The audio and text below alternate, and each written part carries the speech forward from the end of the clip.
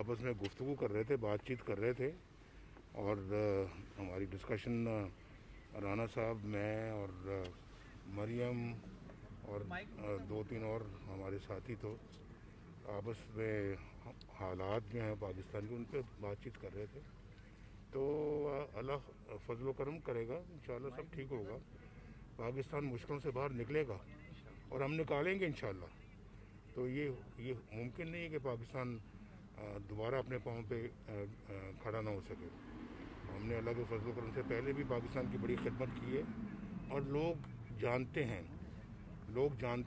اور آج جو پاکستان کا جو یہ میڈ مین جو ہے، میں میڈ مین کہہ رہا ہوں، آج جو حشر کر گیا ہے، آج اس کے 4 سال جو ہیں وہ ذرا میرے 4 سالوں کے ساتھ ذرا اس کا مقابلہ تو کریں، اور پھر خود لوگ دیکھیں گے کہ ہمارے دور میں کیا حالات تھے اور لوگ کتنے خوشحال تھے، اور آج اس کے 4 سالوں میں لوگ کتنے بدحال ہوئے ہیں.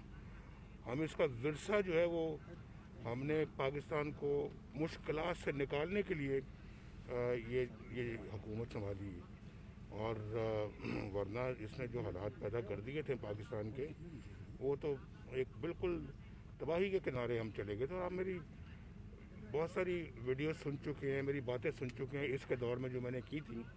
اور شاید میرا آپ گجرانوالہ کا جلسہ بھی یاد کریں، جب میں نے کہا تھا کہ یہ خرابی یہ ذمہ دار ہیں، یہ خرابی ہے یہ ذمہ دار ہے. اور اس میں میرا خیال ہے کہ ہر بات کھول کے رکھی تھی میں نے.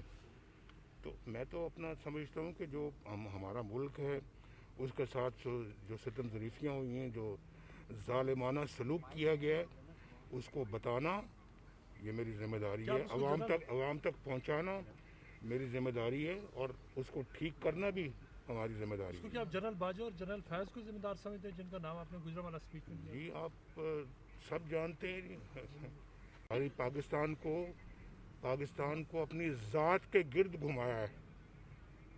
اس قوم کے ساتھ گھناؤنا مذاق کیا گیا، اپنی ذات کے گرد پاکستان کو گھمایا ہے.